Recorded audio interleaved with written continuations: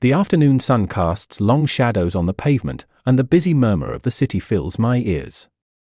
Every day, I take the same route for my routine walk through the city, a moment to clear my thoughts and stretch my legs.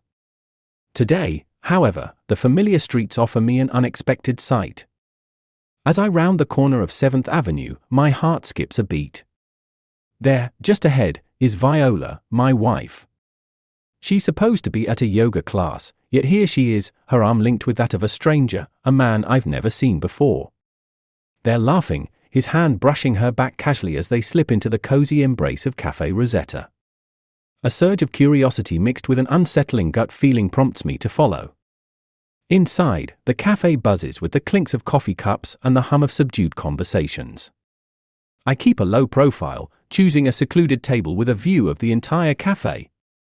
I pretend to be engrossed in my phone, but my eyes and thoughts are fixed on Viola and her companion, who now sit tucked away in a dim corner. "Can I get you anything, sir?" The waiter's voice pulls me back. I look away, feigning distraction. "Just a black coffee, thanks." As the waiter moves away, I refocus on Viola. Laughter and intimate whispers float across the room, their joy a sharp contrast to the tightening in my chest. Minutes stretch into an eternity. I'm about to confront them when they suddenly rise and head towards the back of the cafe. Heart pounding, I wait a moment, then follow. The hallway is quiet, the only sound my own ragged breathing. They've disappeared. Panic grips me. Has he taken her? Kidnapped? Driven by a mix of fear and anger, I search. The men's restroom door is slightly ajar. I push it open and stop dead. The scene before me slices through any denial. Viola, half undressed, is with him in a compromising embrace, her actions unmistakable. The world tilts, rage floods my veins, and a cold resolve sets in. Without a word, I storm out. They don't even notice my departure, so lost in their betrayal. The next few days are a blur of paperwork and confrontation. Divorce proceedings begin. I confront Viola, her excuses and apologies sounding hollow and futile. Our marriage, once the bedrock of my life, crumbles under the weight of her deceit. Now, as I walk the same streets, the shadow of betrayal looms large. But it's not just heartbreak that stirs within me, it's a chilling resolve for revenge. This chapter of my life will close with Viola, but another is about to begin. I will make sure that the pain she brought into my life is returned tenfold. My steps are heavy but determined, the road to retribution is clear, and I am ready to walk it. As I disappear into the bustling crowd, my mind works furiously. The betrayal is deep, but my revenge will be thorough. This is just the beginning. As the city wakes up to the cacophony of morning rush, I'm already seated at a cafe across from Viola's workplace. Today isn't just another day, it's the day my plan takes a solid form. My coffee cools forgotten, as I track every person entering the building where Viola has spent years climbing the corporate ladder. I check my watch, it's nearly 8:45 a.m., and there she is, stepping briskly toward the entrance, looking as composed as ever. But today, her composure will be shattered. I pull out my phone and dial a number, watching as a man across the street receives my call. He's a private investigator I've hired, one of the best in the business. His role today is crucial. Everything set? I speak in a low, even tone. Cameras ready, and the MIC is live. Whatever happens in that meeting room will be recorded, he confirms with a professional detachment that I appreciate today more than ever. Perfect. Remember, I want copies of everything. It's not just about knowing the truth anymore, it's about having the proof to expose her. As agreed. You'll have everything by tonight. I hang up, my gaze fixed on the glass doors of her building as she disappears inside. Today, she has an important presentation, a presentation that could define her career. But what she doesn't know is that the content of her presentation has been subtly altered. Last night, I made sure of that by using the login details she carelessly left accessible on our home computer. The clock ticks by, each minute stretching out as I wait for the fallout. At precisely 10 a.m., chaos erupts. Figures rush through the hallways, visible through the expansive windows. Viola's distinct auburn hair makes her easy to spot. Her face is a mask of confusion and distress. I can't hear her, but I don't need to. The PI sends me a live feed, audio included, of the meeting room. Viola's voice trembles as she tries to explain the discrepancies in the financial figures and the strange, inappropriate comments sprinkled throughout her presentation slides. Accusations fly, her boss's face turning an alarming shade of red. You're telling me you didn't check your slides before this meeting? Her boss's voice booms through my earpiece. I did. I don't know how this happened, Viola stammers, her composure breaking. I expect better from my team, Viola. This is unacceptable. As she exits the building an hour later, her steps are hurried, her face flushed with embarrassment and anger. I feel a dark satisfaction seeing her so unsettled, so out of control. But this is just the beginning of her unraveling.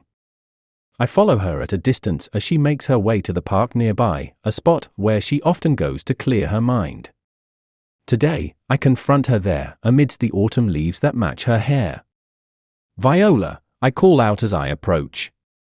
She whirls around, her eyes wide. What are you doing here? We need to talk. My voice is calm, my steps measured. There's nothing to talk about. You made everything clear with the divorce papers, she retorts, her voice sharp.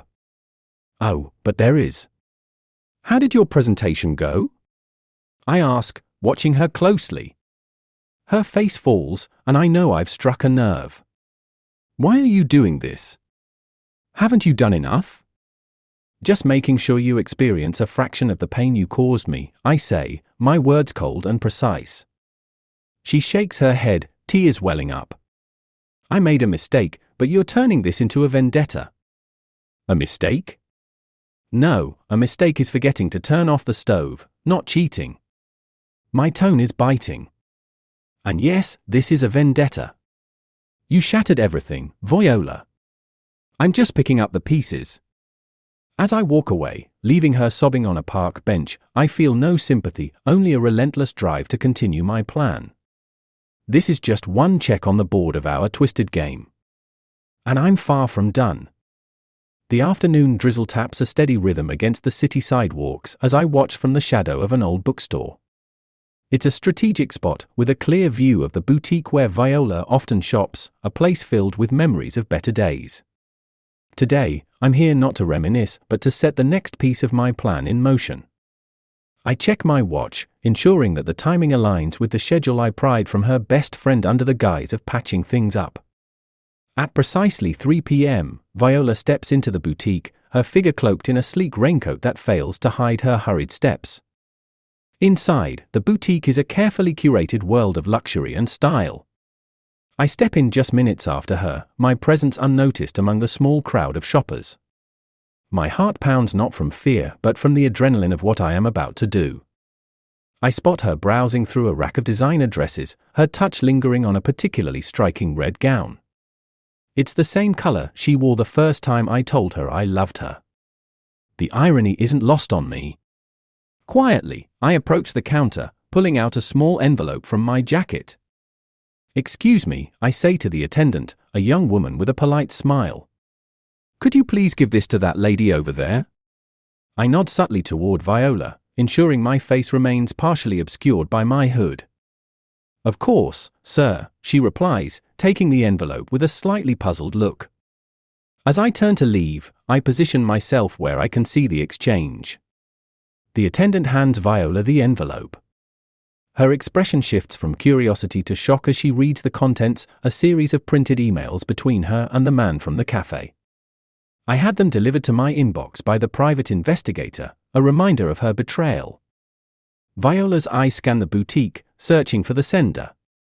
Our eyes meet for a fleeting moment before I step back into the shelter of the bookstore. The confusion and fear on her face are palpable, even from a distance. You promised you'd stop this, she calls out, her voice cracking as she steps out of the boutique, the envelope clutched in her hand.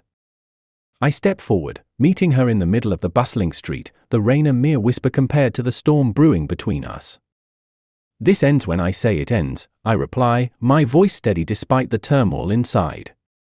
You threw our life away for a fling. Did you think there wouldn't be consequences?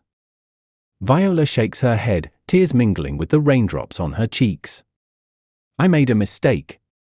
But what you're doing now, it's cruel. It's obsessive. Cruel is deceiving the person who loved you most. What I'm doing is merely the reflection of the pain you caused.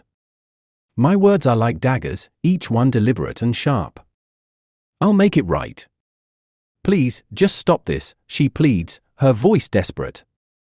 You'll never make it right. But you will understand the cost of your actions. Turning on my heel, I leave her standing alone, the echo of my words hanging in the air like the chill of the rain. As I walk away, the weight of what I've set in motion settles on my shoulders. Yet, the drive for justice, or is it revenge, pushes me forward. Each step is a reminder that this path, once chosen, must be walked to the end. And I am far from done. The city is draped in a somber twilight as I make my way to the venue of the grand finale of my plan, a gallery event where Viola is receiving an award for her work. Tonight, everything ends, and the true depth of her deception will be brought to light. As I enter the gallery, the buzz of cultured conversations and the clink of fine china fill the air. The atmosphere is ripe with anticipation, but beneath the surface, there simmers a story of betrayal and revenge about to unfold.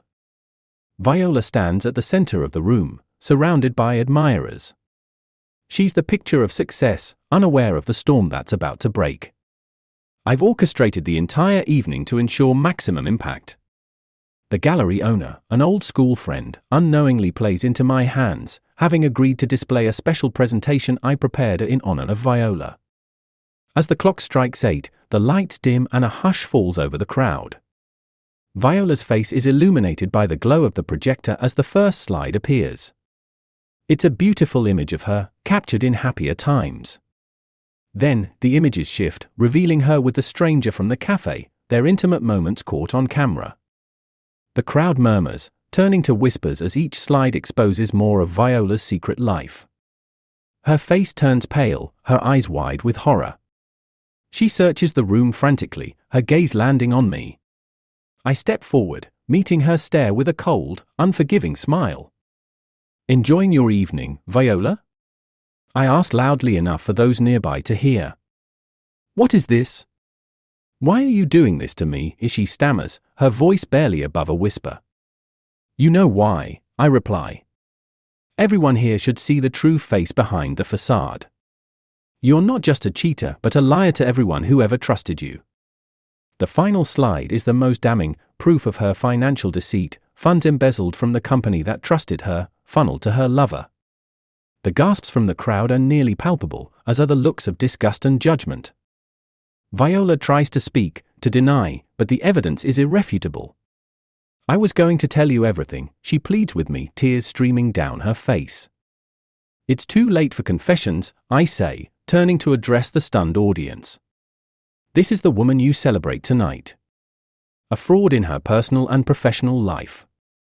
Security approaches, a signal from the gallery owner who looks both shocked and disappointed. They escort Viola out, her sobs echoing off the high ceilings as she passes through the crowd, which parts to let her through, a pariah in the world she once ruled. As she disappears into the night, I feel a strange emptiness. The taste of revenge is bitter, and the victory is hollow. I've taken everything from her, yet the satisfaction I expected eludes me. Walking out into the cool air, I realize that this chapter of my life is closed. I've exposed her deceit and exacted my revenge, but at what cost? The love I once felt has turned into something unrecognizable, twisted by betrayal and vengeance. As I vanish into the city's shadows, I know this is the end. There's no going back, no forgiveness. It's time to start anew, far from the ruins of what was once a life filled with love. The final act of my revenge concludes not just Viola's downfall but the end of the person I was before the betrayal. As I walk away, I leave behind not just Viola, but a part of myself, forever changed by the darkness of revenge.